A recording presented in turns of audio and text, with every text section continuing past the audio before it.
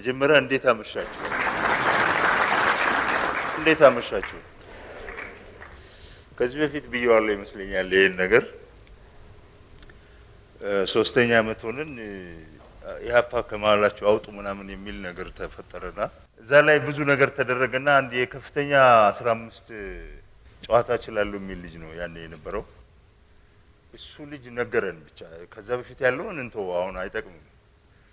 እና በጣም ጥሩ ነው ቀልዱ እና ግጥምም ነገረን ይሄ ጋሻ ያለ ምናልባት እዚህ ስላለ አንታራም ግጥም የሚባል አለ ያውና ዘማዶ ዛፊ ወዛወዛል እነጋሼ ናቸው ሀረግ ይመዛሉ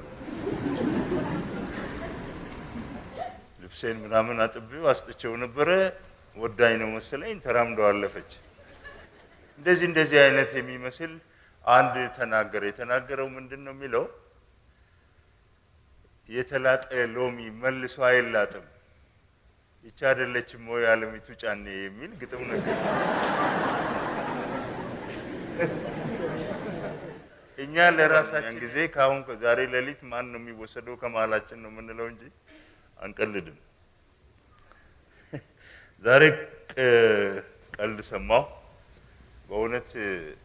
የህግ ባለሙያው ብዙ ነው የተጫወተው